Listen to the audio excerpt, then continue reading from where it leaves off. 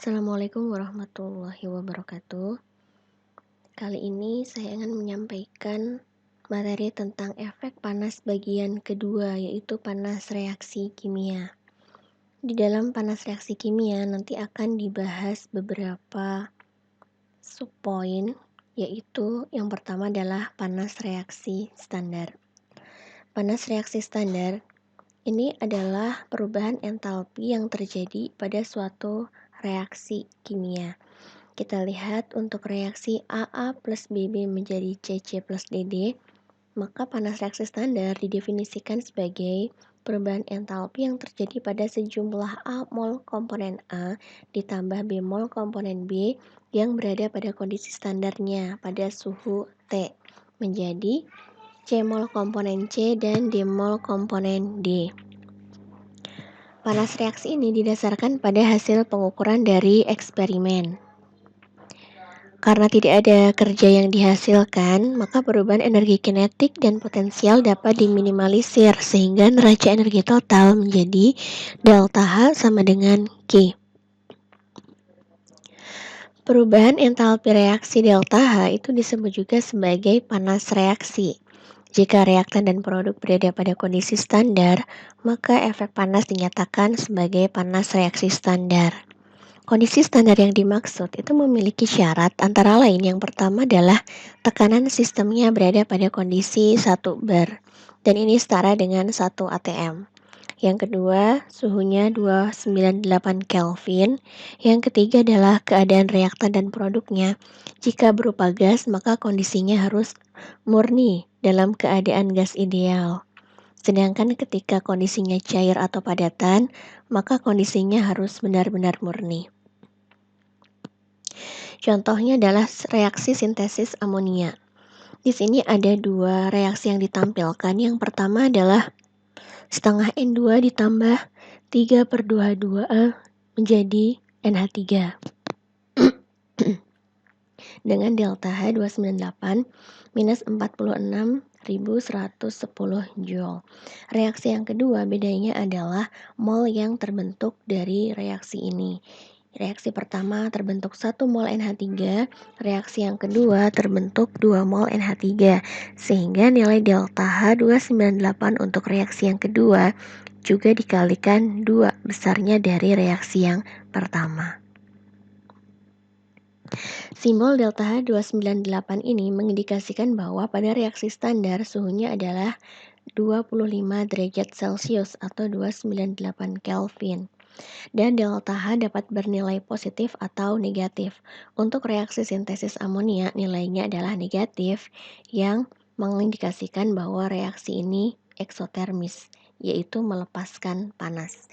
Jika delta H itu bernilai positif, artinya reaksinya endotermis, yaitu menyerap panas. Kemudian yang kedua, kita masuk kepada panas pembentukan standar. Panas pembentukan standar didefinisikan sebagai panas dari reaksi yang didasarkan pada pembentukan 1 mol senyawa yang terbentuk. Atau bisa diartikan juga sebagai panas dari senyawa produk tunggal yang dihasilkan yang berasal dari elemen-elemen dasar penyusunnya. Saya ambil contoh untuk reaksi pembentukan standar dari metanol. Metanol unsur-unsurnya antara lain unsur karbon, kemudian ditambah dengan setengah O2, dan ditambah dengan 2H2. Reaksi ini harus mengikuti stoikiometri untuk pembentukan 1 mol CH3OH. Ini termasuk jenis reaksi pembentukan. Untuk contoh yang kedua adalah reaksi sintesis dari asam sulfat dari H2O plus SO2.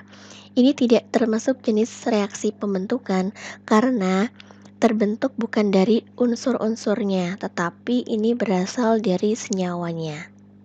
Seharusnya untuk sintesis H2SO4 dimulai dengan H2 ditambah dengan S dan nanti ada komponen yang ditambahkan berupa O2.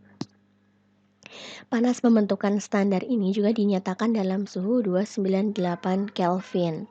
Dan data panas pembentukan standar untuk berbagai macam senyawa dapat dilihat di tabel C4 dengan satuan Joule Berikut contoh tabel C4 dalam buku Smith-Vaness.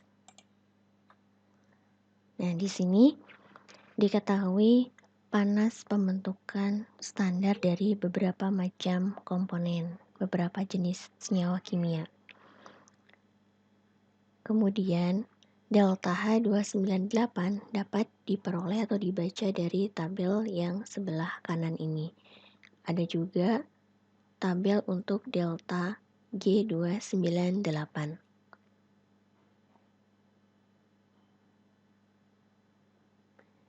Dan di sini pula, kita juga harus jeli dalam melihat fase yang diinginkan, karena ada berbagai macam fase. Kita ambil contoh untuk toluen. Di sini keterangannya ada kondisinya gas, juga ada kondisinya yang berupa cairan. Sehingga data dalam suatu reaksi kimia itu sangat penting sekali untuk mencantumkan fase apa yang terlibat dalam reaksi tersebut. Kemudian panas suatu reaksi delta H itu bisa dihitung dari panas pembentukan standarnya. Sebagai contoh, jika ingin mengetahui jumlah panas yang dibutuhkan pada reaksi ini yaitu CO2 ditambah H2 menjadi CO ditambah H2O, fasenya adalah gas semua ya, maka panas reaksi dapat dihitung dari panas pembentukan standar komponen penyusunnya. Untuk CO2, komponennya penyusunnya adalah C, fasenya adalah solid padatan, ditambah dengan oksigen, fasenya gas menjadi CO2 dalam fase gas. Maka delta H298-nya kita bisa lihat tadi di tabel C4. Nilainya adalah minus 393,509 Joule. Kita lihat untuk CO2 berupa gas. Di sini ya, nilainya adalah minus ini, 393,509.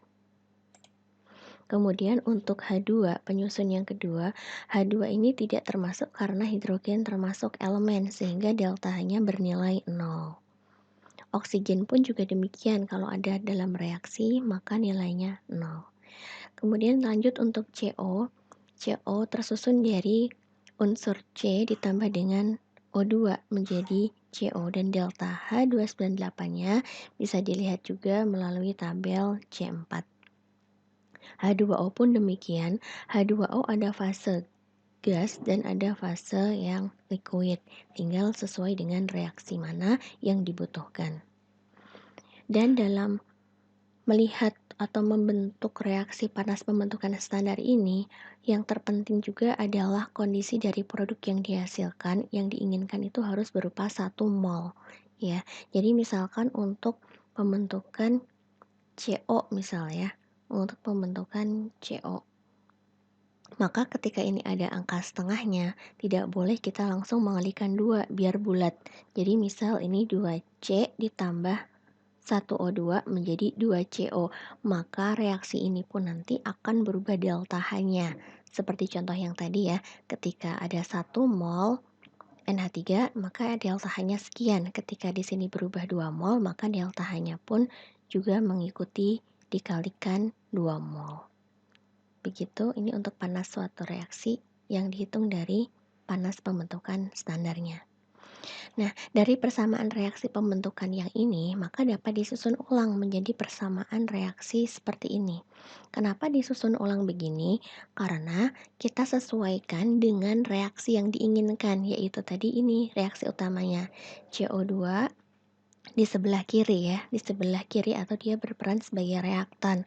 Otomatis ketika dalam reaksi ini CO2 berada di bagian produk, maka harus kita switch, harus kita ubah menjadi reaktan dengan cara delta H-nya ini juga ikut berubah menjadi positif. Seperti ini. Kemudian untuk C posisinya berada di mana? Untuk CO dulu ya, maaf, untuk CO posisinya di sebelah kanan, berarti sudah benar dengan reaksi ini delta H-nya minus 110.525. Kemudian reaksi selanjutnya adalah H2O. H2O berada di sebelah kanan. Ya, berarti ini juga sudah sesuai. Maaf, ini belum diubah yang ini. Delta H-nya belum diubah ya. Delta H-nya ini harusnya senilai sekian, minus 110,525 Joule. Yang ini belum diubah. Sehingga kita dapat hasil dari reaksi ini, maka delta H298-nya senilai 41.166 Joule. Dan ini didapatkan sekali lagi dari panas pembentukan masing-masing unsur dari komponen itu. Baik, lanjut ke contoh 4.5 dalam buku Smith-Vanes. Hitung reaksi standar pada suhu 25 derajat Celcius untuk reaksi berikut. Ada reaksi 4HCl fase gas ditambah oksigen menjadi 2H2O plus 2Cl2. Maka penyelesaiannya adalah kita lihat terlebih dahulu untuk senyawa yang terlibat, yaitu HCl, kemudian O2-nya 0 ya, dan Cl2-nya juga delta HF-nya 0 karena merupakan elemen. Dan H2O, berarti tinggal 2 ini kita lihat di tabel C4 nilainya sekian. Dan mekanisme reaksi yang berlangsung adalah untuk HCl, maka dia terbentuk dari unsur unsur H2 ditambah dengan Cl2, molekul H2 dan Cl2. Tetapi ini kan nilainya negatif ya, harusnya negatif karena dia pembentukan. Tetapi ketika HCl-nya itu berada di sebelah kiri atau berperan sebagai reaktan, maka delta H-nya pun juga akan ikut berubah tanda menjadi positif 92. Nah, karena di sini yang dipakai 4 mol HCl, maka ini dikalikan 4 juga. Kemudian untuk H2O juga sama. H2O di sini menjadi suatu produk ya. Berarti delta H-nya adalah negatif dan dikalikan 2 mol karena ada 2 koefisiennya yang terlibat. Ini dijumlahkan sama seperti dengan hukum Hess ya, yang ruas kanan dicoret dengan sebelah ruas kiri. Misalkan ini 2H2, 2H2, ini bisa kita coret. Sehingga reaksinya menjadi sisanya 4HCl ditambah O2 menjadi 2H2O ditambah dengan 2Cl2 dengan delta HF-nya sekian. Gitu. Kemudian yang ketiga adalah panas pembakaran standar. Apa sebenarnya yang disebut dengan panas reaksi pembakaran? Jadi reaksi pembakaran adalah suatu reaksi senyawa yang melibatkan oksigen dan membentuk produk yang khas atau spesifik. Jika pada reaktan terdapat unsur karbon, maka produk pembakarannya adalah CO2. Dan jika ada hidrogen, maka akan terbentuk H2O. Kalau misalkan nanti ada sulfur, maka akan terbentuk SO2, begitu ya. Dan panas pembentukan suatu senyawa itu dapat diukur dari panas pembakarannya. Panas pembakaran ini sifatnya bisa diukur. Sebagai contoh, jika ingin mengetahui jumlah panas reaksi pembentukan standar dari butana, untuk mendapatkan jumlah panas yang terlibat, maka diuraikan tahapannya dari panas pembakaran sebagai berikut. 4C ditambah 5H2 menjadi butana C4H10. Mekanisme reaksi pembentukan butana tadi bisa didasarkan pada panas pembakaran standar komponen penyusunnya. Berarti komponen penyusunnya adalah C dan H2.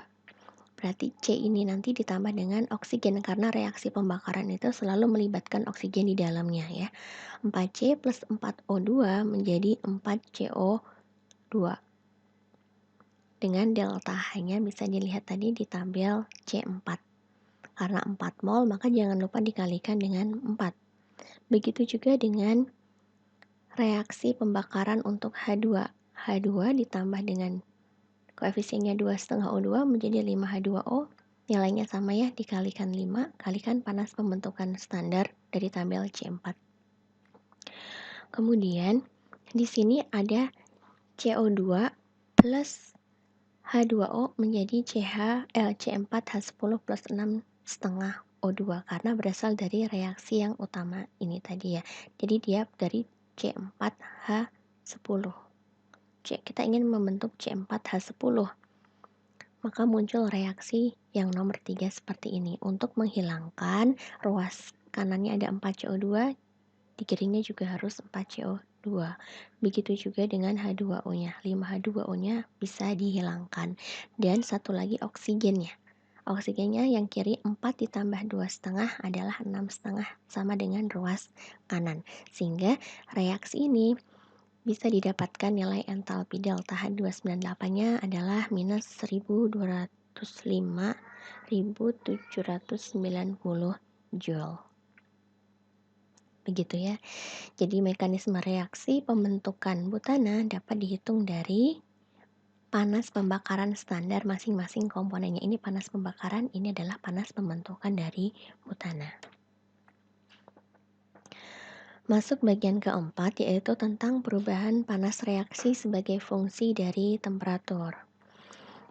Dalam suatu reaksi kimia, ini dapat dituliskan V1 kalikan A1 tambah V2A2 dan seterusnya menjadi V3A3 plus V4A4 dan seterusnya. Ini adalah reaksi kimia. VI di sini adalah koefisien stoikiometri, bertanda positif untuk produk dan negatif untuk reaktan. Sedangkan AI adalah rumus senyawa kimia yang terlibat dalam reaksi ini. Kita ambil contoh reaksi pembentukan amonia. Dari N2 plus 3H2 menjadi 2NH3. Maka VN2 adalah minus 1 karena koefisiennya di sini 1 dan berada di posisi sebelah kiri yaitu reaktan. VH2 adalah minus 3. Sedangkan untuk produk karena dia di sebelah kanan maka tandanya adalah positif 2. Panas reaksi standar dapat dihitung juga dengan menggunakan rumus delta H sama dengan sigma VI dikalikan delta H VI standar.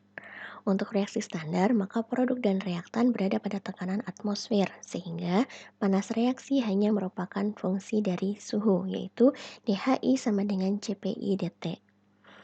I adalah produk atau reaktan yang terlibat dalam reaksi. Hasil kali dengan koefisien stoikiometri, ini dia, maka menghasilkan rumus seperti ini. Jika VI nilainya konstan, maka didapatkan rumus yang di bawahnya. Dan D delta H sama dengan delta CP dt. Ketika rumus ini diintegrasi, maka ruas sebelah kiri menjadi delta H dikurangi delta H0 sama dengan integral delta CP dt. Ya. Biasanya delta H0 ini kan bisa kita hitung tadi, yaitu panas pembentukan standar dari tabel C4 tadi. Sehingga delta H yang ingin dicari sama dengan delta H0 ditambah, karena ini ada datanya adalah CP per R ya, maka dikalikan R baru integral delta CP per R dt dari batas T0 sampai T.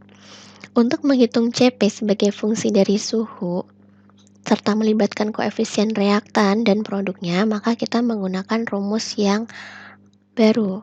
Kalau kemarin kita belajar di perhitungan rumus sensibel dan panas laten ya, di rumus panas sensibel, CP sebagai fungsi dari T, itu hanya fungsi dari T. Kalau ini ada melibatkan koefisien reaktan dan produk, sehingga rumusnya agak berbeda. Integral delta CP per R dt dari batas T0 sampai T sama dengan delta A dikalikan T min T0 ditambah delta B per 2 kali T kuadrat min T0 kuadrat dan seterusnya. Di sini ada yang baru yaitu delta A, delta B, delta C, dan delta D.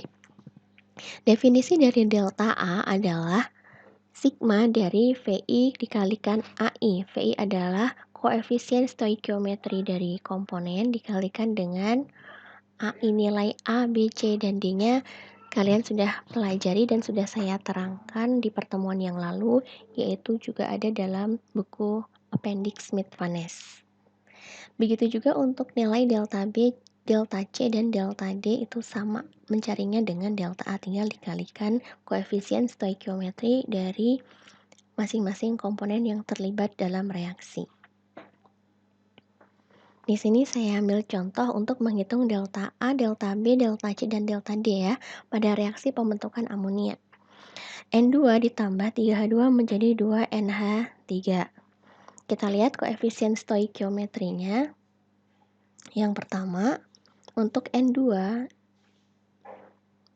untuk ini dulu ya, NH3, koefisien stoikiometrinya adalah 2. Kemudian N2 minus 1 dan H2 adalah minus 3. Nah, parameter CP per R ini diperoleh dari tabel C1, A, B, C, dan D-nya. Dan jangan lupa di sini kita lihat ya, kita ambil contoh tadi NH3. Kita ambil contoh untuk NH3 tabel C1.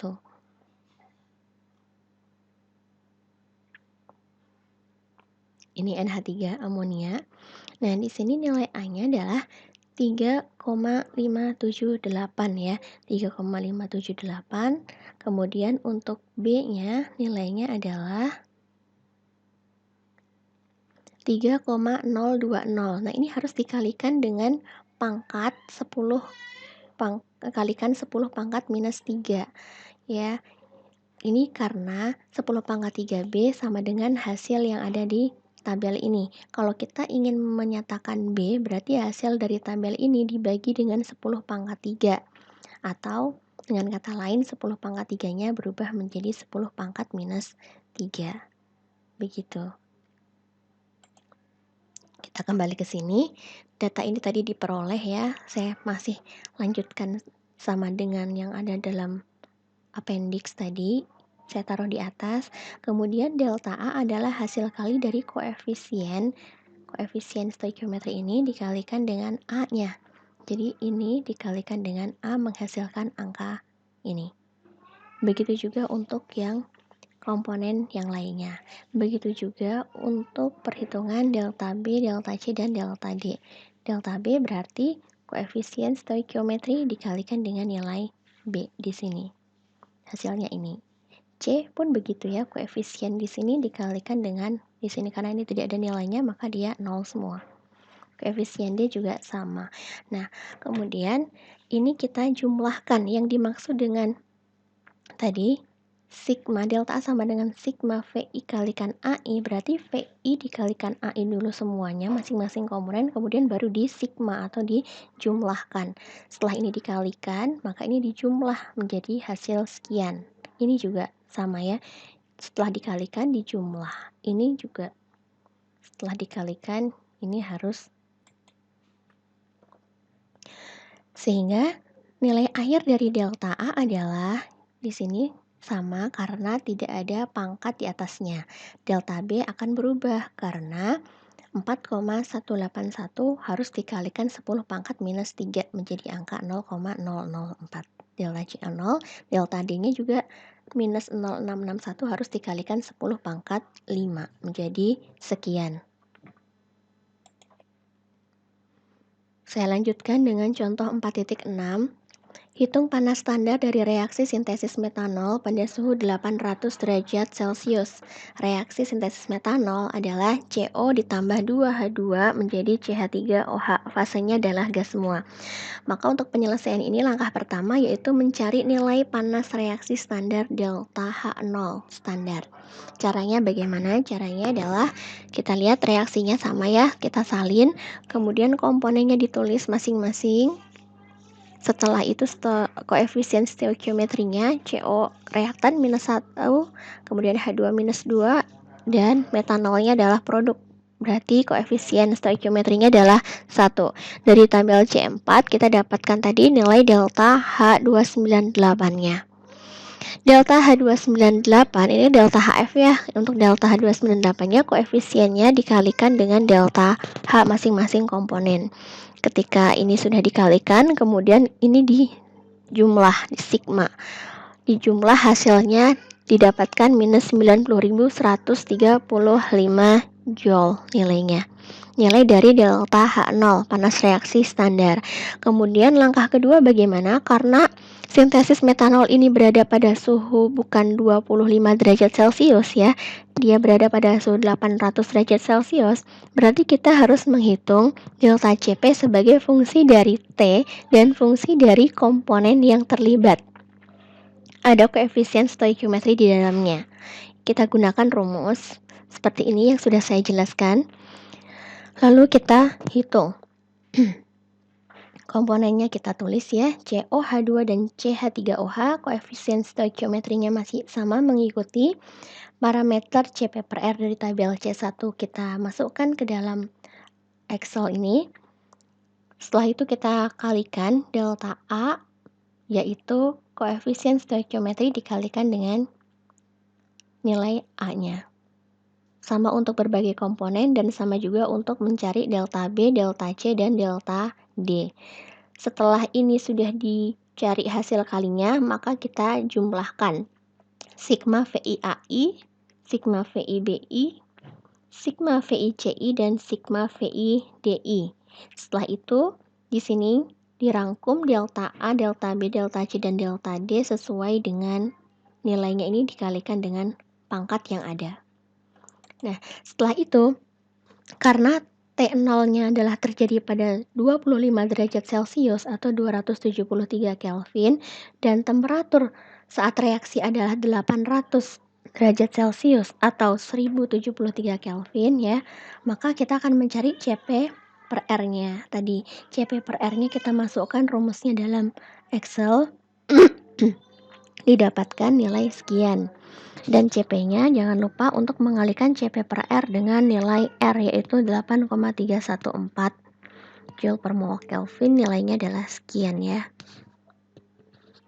Langkah selanjutnya ketika kita sudah dapat nilai delta H0 dan kita mendapatkan nilai dari CP-nya, maka tinggal kita masukkan ke rumus ini.